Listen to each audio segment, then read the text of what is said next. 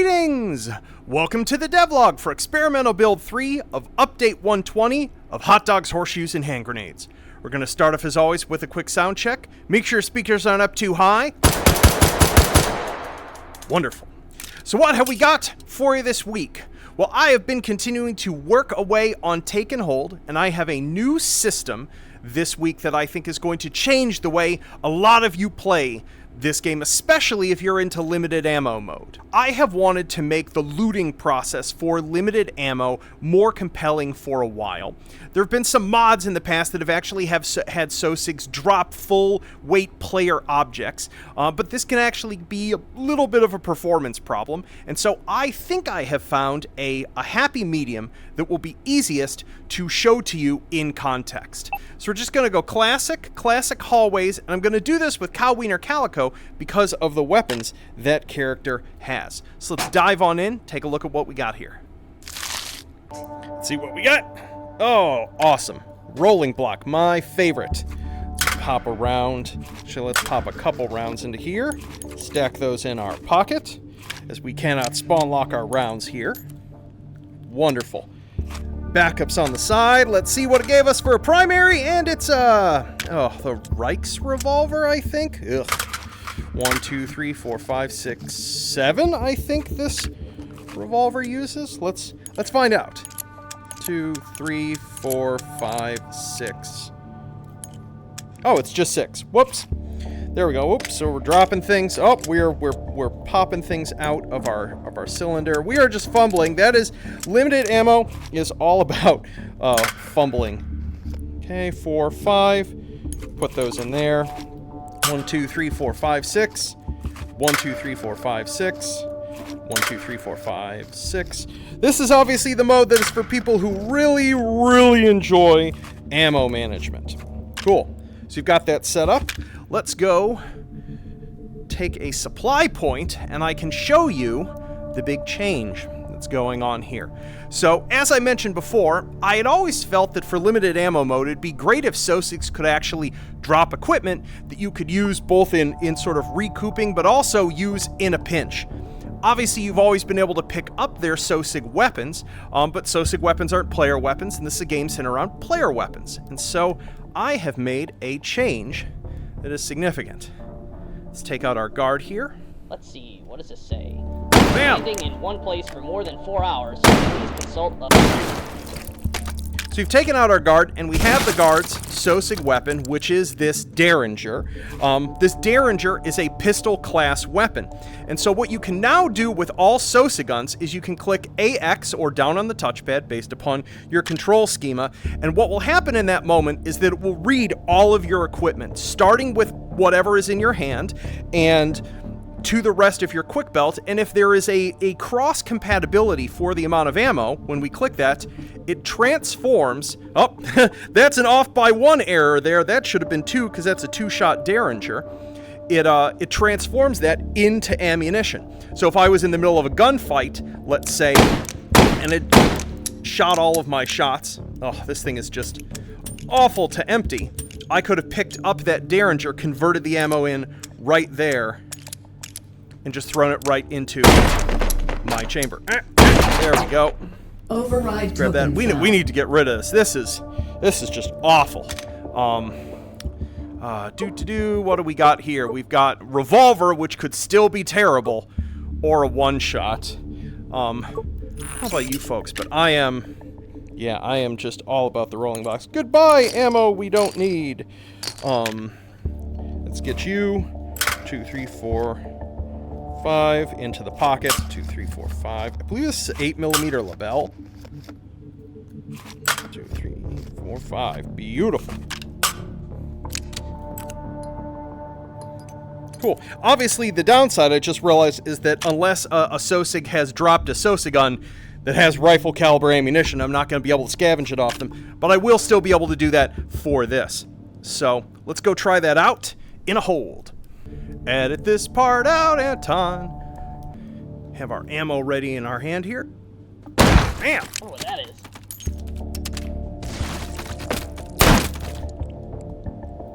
Ah! Swapping mags. Huh? There we go. Cool. And I should be able to pick up these Derringers. Yoink! Yep. Go right into pistol ammo. Beautiful. So yeah. So you can now scavenge the equipment. Ooh! As I believe I just took a Steam screenshot and shot this gun. That one's empty. There we go. Controls are hard. Interfacing with system node.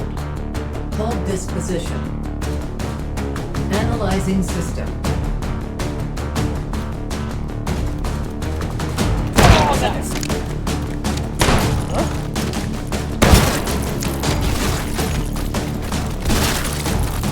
Is that good? Pistol, come on, come here. There we go. Huh? Static encryption detected. I think I just caught a ricochet off that. Oh no!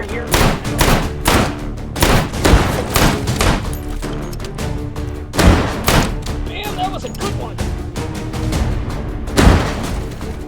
Encryption Got it. neutralized. Hold successful. Data extracted. 3 override tokens found. Advance to next system node and take it. So what if you're playing something other than Cow Wiener Calico? How does this work for things other than single-rounded weapons? Let's say we had something like Operator Ori, and we're rocking something like a 1911 here. Same as before, let's take a supply point out. Take it! Can grab the See y'all SO6 tomorrow. weapon, and just once again, click AX, or down on the touchpad, and it just converts it right into a weapon for our gun, using all of the sort of like intelligent clamps for size that you would hope. It actually reads the amount of ammo that was in the SO6 weapon, and sort of like looks at the maximum size of magazines that you're equipped with to get the correct thing. Wonderful. Override hopefully- token found. So hopefully that should make especially limited ammo take and hold more enjoyable and flexible to play, and encourage a more aggressive looting loop when you're fighting. Let's dive over to the proving ground real quick. One other thing I wanted to show you folks this week is that thanks to community member coin, we actually finally have some speed loaders for a number of the revolvers that have been missing them. So I believe it's is it the Bull 545? Yep. So we've finally got one in 454 Castle. Let's double check that this actually loads correctly. Not loading. Oh, is this a? You know what? I bet you this is a. Oh, there we go. We tapped it from the side. I have to play around with the trigger sizes for these, and I clearly forgot to tune that one. So we've got a 410 one for the Judge. I bet this is going to have the exact same problem in that, yup, it doesn't stick in. If I go like this, yup, I can sort of load them sideways. Oh, and now it's just completely glitching out. Well done, Anton. Amazing demo. We'll fix this right after the devlog. I thought I had these all working, but clearly I didn't. And SW500. Let's see if this one loads or... Oh, that one just went in clean and perfect, so I don't know what's going on here. Ah, that is so much louder than I expect it to be. And I think... oh, yeah, and I believe... We've got a 5-shot 38, the Bodyguard, and we finally have a 5-shot speed loader for it. That went in fine. So clearly something is misconfigured with these two suckers. No, is this what? Nope, yeah, it's these two suckers, so I will fix that before I push this update out today. Anywho, let's jump out of VR and go over the other things that are going on with this update and the one coming next. Yo, out of VR. Happy Halloween, everyone. I clearly have been too busy working and too tired to go as anything this year except exhausted indie game developer. So that's the best thing I have for for a costume. But yeah, so the other stuff going on in this update beyond the sort of speed loaders is I've got a couple little fixes across the place that the ammo counter now actually takes into account rounds on a gun's belt. The Model 8 has a bolt release, which it was missing. And then there were some just like missing firing sounds, interaction sounds on a couple different guns. Fixed some things involving the Take and Hold mag duplicator and some state that was screwing up with Blitz. My plans for Blitz and Rampart, they're still in progress. Turns out there are some corner cases with the way that Rampart works because of the way that it teleports you from place to place. Where basically a supply point and a hold point's bounds can basically be like directly overlapping each other, such that when you transit from one to the other, the entire mode glitches out. And so what I'm probably going to do is move the logic for teleporting you in Rampart from what it's been, which is to auto teleport you to the new place, to having essentially like a node that you look at and like click or hit or break or something like that to take you to the next place. Just because I really can't rely on a fully automated behavior, it turns out, even for my own maps, and apparently it's busted in a couple of the mod maps, just because they were constructed around assumptions topologically that like are just no longer true or aren't the same with my maps. And I just want everything to be as reliable and clean and consistent as possible. And so it's not quite as cool as like walking towards the edge, just going boom like that. But I think making it manual will ensure that it works 100% of the time instead of just like 99% of the time, and 1% of the time just ruins your run. Oh, I almost forgot. A big thing, thanks to community member Mr. King, there are now 10 more seeds for Classic Hallways, Dark Hallways, and Institution. So he had pinged me ages ago at this point, basically saying like both of those maps could like use some more variety in terms of their authored progressions. And especially in Institution, a number of the rooms were really underused in those progressions. And so these still need to be tested because obviously he authored them sort of blind, like just sort of looking down at the map. I've implemented them here. It'll take a while for us to like go through and make sure they all work and are fun and things like that. But they're in this update as well. So yeah. And now for the final segment of our devlog, hot dog or not dog. We've got a bit of a double feature today because I just couldn't decide. And I was like, let's try them both. I've got two different sauces that are products of South Africa. I have this one's made under for Trader Joe's. This is a peri peri sauce with fermented and dried chilies. I have no idea how spicy this is, so this could end up getting aggressive. And I have something more traditional looking, which is Mrs. H.S. Ball's original recipe chutney, which I also have no idea what this is going to taste like. So what we're going to do here is going to try these one at a time, and then we're going to try them together. So I've got a knife here. We're going to take a little bit of this out here, put on the tip of our hot dog here. This is original recipe chutney, hot dog or not dog. Very sweet, almost like a jam. I didn't take a look to see what was in this. Sugar, water, vinegar, peaches, apricots.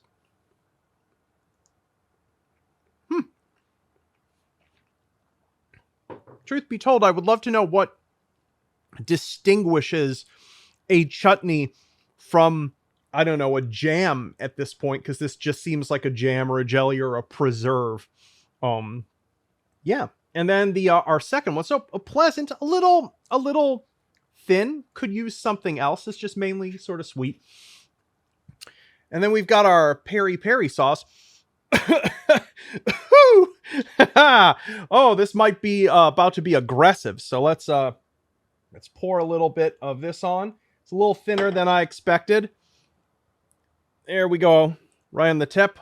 Here we go. Peri peri sauce. Hot or not dog.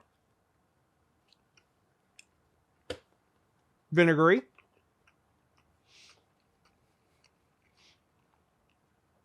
Fairly hot. Not very sharp with the heat, but I can definitely tell. Oh, yeah, I'm more awake now. Yeah, very interesting. Okay, lemon juice for preservation, fermented chilies. Yeah, I'm trying to think of what hot sauce this reminds me of. It's sort of like my Buffalonian's gonna show here. It's got some franksness in terms of its vinegar pepper ratio, but honestly, the only sauce that this reminds me of is that there's this food stand at Smorgasburg in Los Angeles. This guy does Cambodian chicken wings that are awesome, and he does a homemade fermented chili sauce that you can dip one of the types of wings in. And this actually tastes quite like that. So that's the closest thing I can. Sorry, I know it's useless to telling you what it's like. Now we're gonna try them both. We're gonna put, oh goodness, we're gonna put a little too much of the hot sauce on it. Make sure not to drip it on my keyboard. And we're going to also get some chutney. So there we go. That's our combo. Chutney and hot sauce. Hot dog or not dog. A pairing of two condiments from the bottom of the globe. Let's see how this is.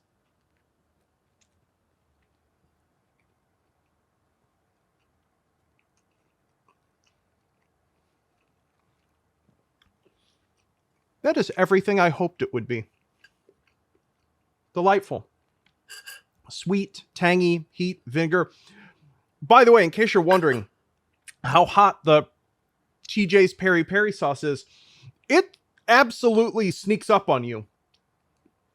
I feel like in the time since I took that first bite, it's just been slowly crawling upward in perceived spiciness, and the second bite I just took definitely has amplified that. So we're in a fun place now. I like being here, especially on camera for you folks. So yeah, does put together, our original recipe chutney and peri peri sauce make for a hot dog? Absolutely. On its own, I would say each of their flavors are a little too plain. You'd want to add something else with them, but together, absolutely fantastic condiment combination. I thoroughly recommend it. So, anywho, I hope you all have yourselves a happy and safe holiday today if you're going out and outfitting up and getting into trouble. And I'll fix those problems with the speed loaders and get this little update out. And then next week, hopefully we should have another round of things related to the item spawner and custom content loading ready for you folks to test as we bring these user tools bit by bit online. So have yourselves a wonderful weekend. Peace.